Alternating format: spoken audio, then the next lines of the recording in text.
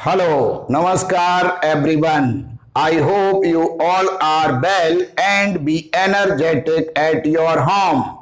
Again, all of you are welcome to 12th Physics online class. Myself, Anand Saxena, PGT Physics. So we start next topics of chapter 2, electric potential and capacitance. Energy of a charged capacitor. The amount of work done in giving charge to a capacitor to rise its electric potential is stored in it in the form of energy, which is called electric potential energy of the capacitor. किसी capacitor की electric potential को increase करने के लिए उस capacitor को जो charge दिया जाता है, उस चार्ज को देने में जो वर्क डन होगा, वो work done electric potential energy के रूप में उस कैपेसिटर में प्रेजेंट यूनिफॉर्म इलेक्ट्रिक फील्ड में संचित हो जाएगा। हमें पता है कि कोई कैपेसिटर है, उस कैपेसिटर में सेम शेप और सेम एरिया की दो प्लेट्स होती हैं जिन पर सेम मैग्नीट्यूड और अपोजिट नेचर का चार्ज होता है। फर्स्ट प्लेट को सोर्स से और सेकेंड प्लेट को अर्थिंग से कनेक्ट कर देते हैं। दोनों प्लेट के मिडिल में एक approx uniform electric field produce होता है। इसी यूनिफॉर्म इलेक्ट्रिक फील्ड के अंदर इलेक्ट्रिक पोटेंशियल एनर्जी संचित हो जाती है। Let C be the capacitance of capacitor. हमारा जो कैपेसिटर है, सपोज उसकी कैपेसिटेंस कैपिटल सी है। Suppose at a stage during the process of charging, charge on the capacitor is small q and its electric potential is v dash। कोई capacitor है, जब हम उस कैपेसिटर को कोई चार्ज प्रोड्यूस करेंगे तो वो step by step charge produce कर पाएंगे, यानी चार्ज का मैग्नीट्यूड जीरो से कैपिटल क्यू तक हम इंक्रीज करेंगे। ठीक उसी रेशियो में पोटेंशियल भी इंक्रीज होगा। सपोज कीजिए किसी कैपेसिटर को हम कैपिटल क्यू चार्ज प्रोवाइड करके वी पोटेंशियल प्रोड्यूस करना चाहते हैं। अब हमने उस कैपेसिटर को चार्जिंग पर लगा दिया। किसी पर्टिकुलर टाइम इंटरवल पर चार्ज मैग्नीट्यूड स्मॉल क्यू है, उस समय पोटेंशियल की वैल्यू वी डैश होगी। V dash is equal to Q upon C. So work done in bringing further a small charge dq from infinity to the capacitor is, उसी time पर हम small dq charge और किसी capacitor, उस capacitor को produce करते हैं, यानी dq चार्ज प्रोवाइड करते हैं। तब उस समय जो वर्क डन होगा वो dw is equal to v dash into dq। यहां पर चार्ज मैग्नीट्यूड माइनर है, इस वजह से वर्क डन भी माइनर होगा। So D W is equal to V dash की वैल्यू पुट करेंगे क्यू अपॉन सी। अब Q upon C into D Q. So total work done, so total work W is equal to integration D W limit zero to capital Q. So W is equal to integration limit zero to capital Q. अब D W की value Q upon C into D Q. So W is equal to one upon C, constant बाहर, integration zero to Q, Q into D Q. So W is equal to one upon C. जब Q का हम integration करेंगे तो Q square upon two limit zero to capital Q. अब हम यहां पर लिमिट पुट करेंगे तो W is equal to one upon two C Q square minus zero. So W is equal to Q square upon two C. This work is stored in the form of potential energy U of the capacitor. So U is equal to W. So U is equal to Q square upon 2C. Here Q is equal to CB. So electric potential energy U is equals to C square V square upon 2C. C से single C cancel. So U is equals to half CB square. Again capacitance of capacitor C is equals to Q upon V. So electric potential energy U is equals to half C की value है Q upon V into V square. V से V cancel. So electric potential energy U is equal to half Q into V. So electric potential energy U is equal to Q square upon 2C is equal to half CB square is equal to half Q into V. यानी ये electric potential energy के 3 form में फॉर्मूले हैं, relation है. अभी मैंने आपको बताया कि जो इलेक्ट्रिक पोटेंशियल एनर्जी है वो कैपेसिटर के अंदर यूनिफॉर्म इलेक्ट्रिक फील्ड में संचित होती है. हमें ये बात प्रूव करनी है. तो हम अभी यहां पर ये कैलकुलेट कर चुके हैं कि किसी कैपेसिटर में जो इलेक्ट्रिक पोटेंशियल एनर्जी संचित होती है वो U is equal to Q square upon 2C.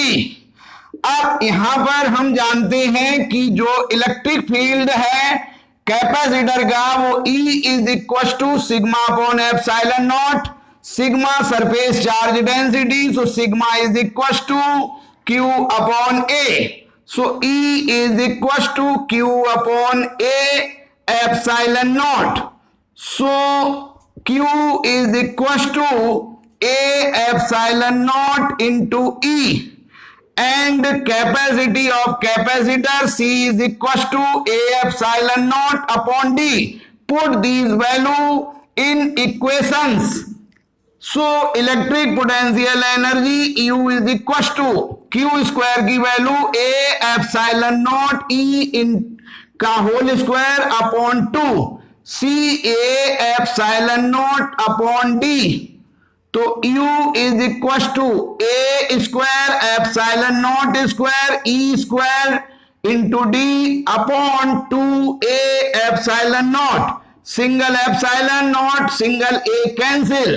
So U is equal to 1/2 A epsilon naught E square into D.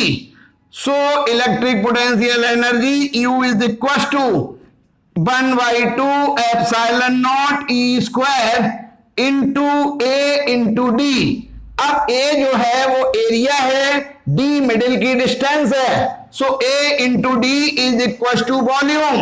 So U is equal to half epsilon naught E square into volume.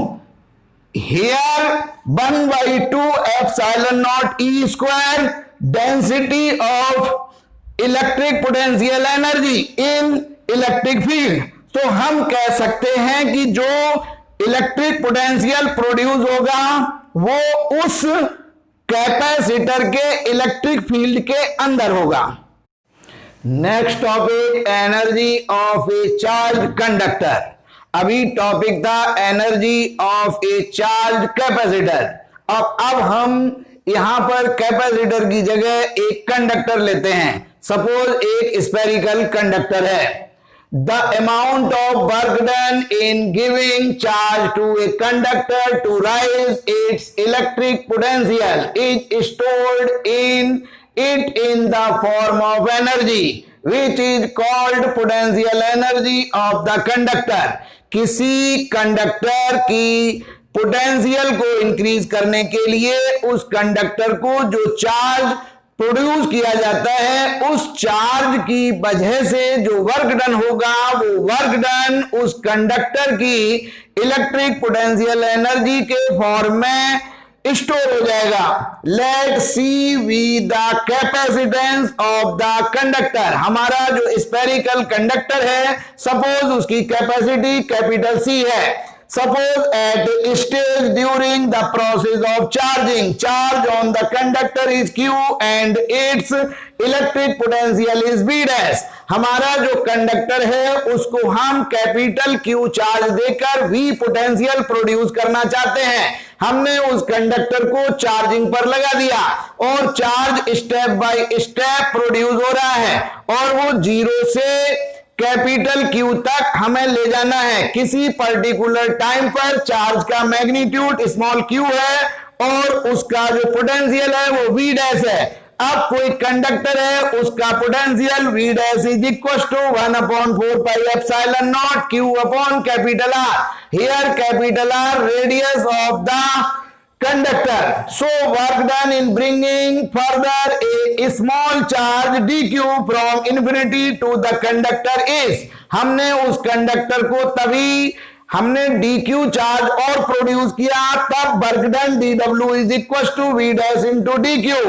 So dw is equal to v dash की value 1/4 pi epsilon naught q upon r into DQ। अब हम यहां पर ये समझ पा रहे हैं कि 4 pi epsilon naught R is equal to capacitance of the spherical conductor. So DW is equal to Q upon C into DQ। So total work done W is equal to integration limit 0 to capital Q into dW. So W is equals to integration 0 to Q upon C into dQ.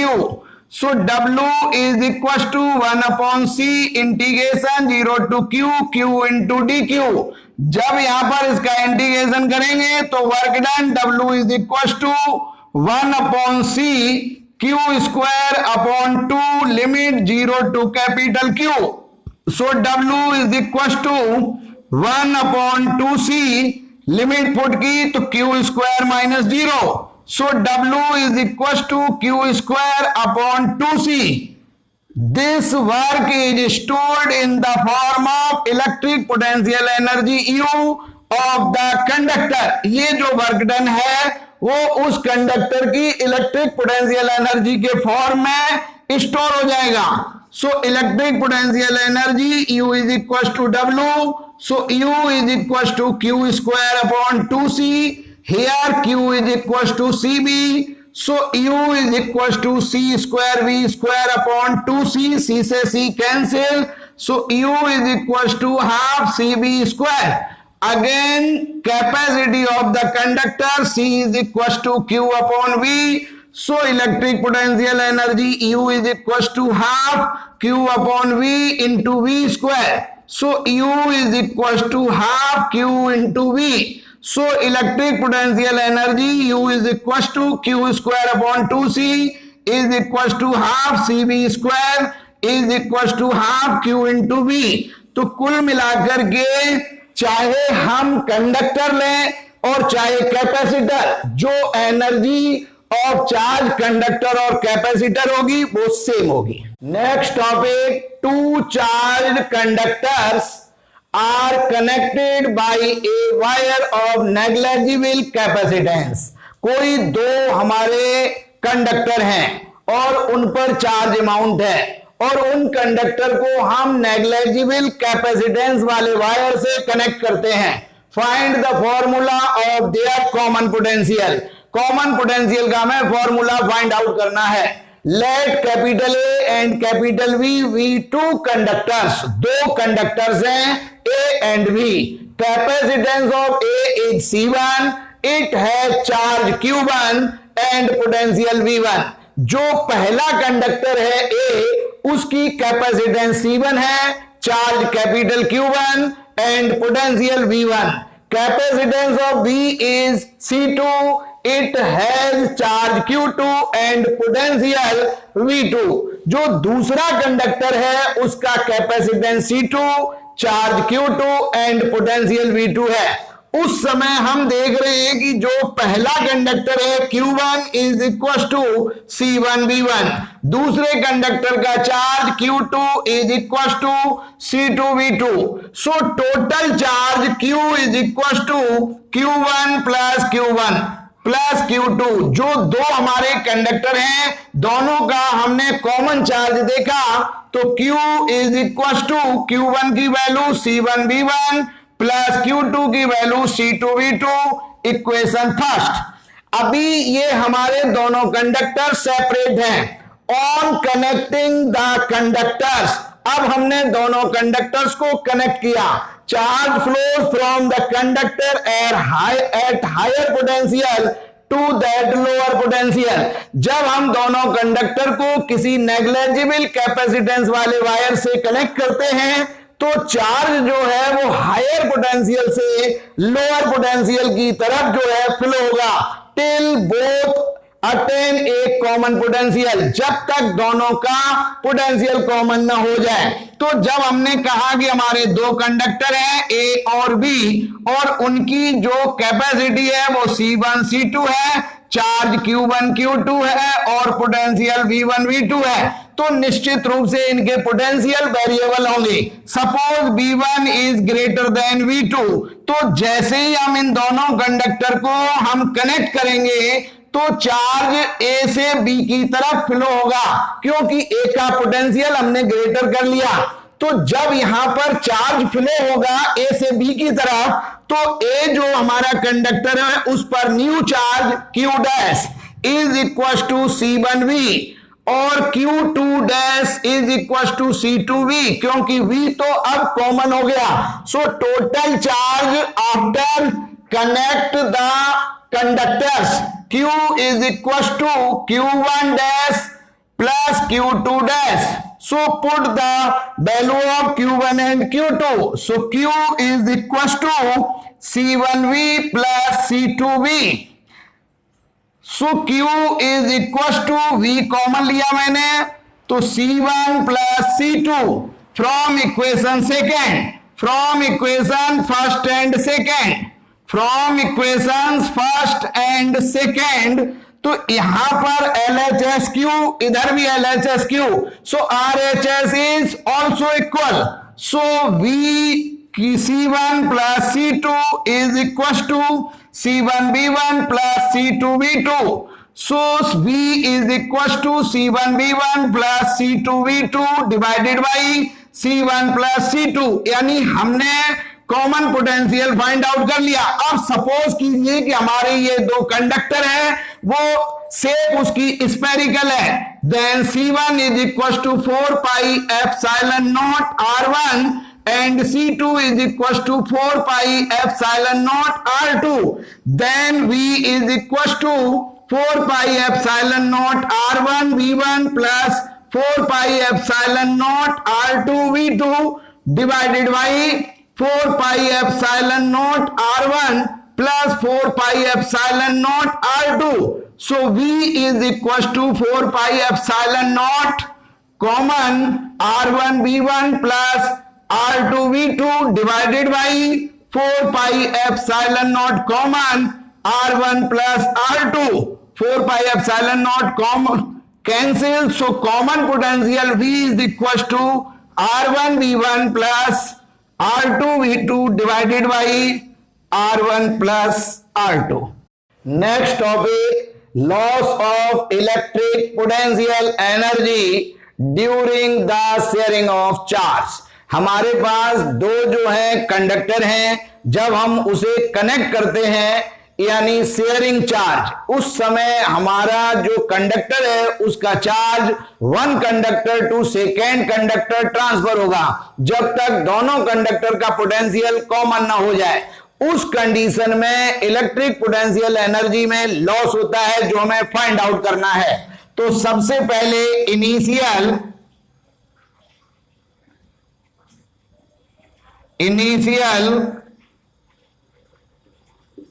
Potential energy तो दो conductor हैं, दोनों की energy U1 और second की energy U2. So total energy U is equal to U1 plus U2. So U is equal to half C1 V1 square plus half C2 V2 square.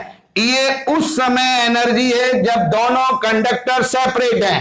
उस समय first conductor की capacitance C1, second conductor का capacitance C2, first conductor का charge Q1 potential V1 और second conductor का charge Q2 potential V2.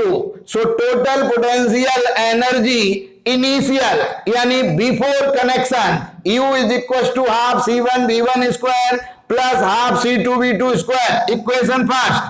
अब है after connection. जब हम उसको कनेक्ट कर देंगे उस समय कंडक्टर एक होगा और उसकी कैपेसिटी C1 प्लस C2 होगी. Then potential energy U dash is equal to half capacity C1 plus C2 और कॉमन पोटेंशियल V. तो U dash is equal to half C1 plus C2 V square. Here V is equals to C1 V1 plus C2 V2 divided by C1 plus C2. So U dash is equals to half C1 plus C2 और V की value रख के square करेंगे तो C1 V1 plus C2 V2 whole square upon C1 plus C2 whole square. ये C1 plus C2 cancel तो U dash is equals to half into C1 V1 plus C2 V2 whole square divided by C1 plus C2. यानी after connection ये potential energy है. So loss of potential energy U dash is equal to U minus U dash initial potential energy minus after connection potential energy. Put the value of U and U dash. So loss of energy delta U is equals to half C1 V1 square plus half C2 V2 square minus half C1 V1 plus C2 V2 whole square divided by C1 plus C2. हमने यहां से half common लिया तो delta U is equal to half C1 V1 square divided by 1 plus C2 V2 square divided by 1 minus C1 V1 plus C2 V2 whole square divided by C1 plus C2. अब delta U is equal to half. हमने यहां पर LCM लिया C1 plus C2 तो अब यहां पर आया C1 V1 square C1 plus C2 plus C2 V2 square into C1 plus C2 minus C1 V1 plus C2 V2 whole square. So delta U is equal to half C1 square B1 square plus C1 C2 B1 square plus C1 C2 V2 square plus C2 square V2 square. अब यहां पर whole square खोला तो minus C1 V1 C1 square B1 square minus C2 square V2 square. फिर उसके बाद minus 2C1 C2 B1 V2 divided by C1 plus C2. अब यहां पर C1 square B1 square plus minus cancel C2 square V2 square plus minus cancel. So delta U is equal to half. Remaining जो value है उसमें से C1 C2 common. So B1 square plus V2 square minus 2B1 V2 divided by C1 plus C2. तो हमारी जो ये value आ गई loss of potential energy delta U is equal to half C1 C2 B1 minus B2 का whole square divided by C1 plus C2. ये हमारी loss of electric potential energy है.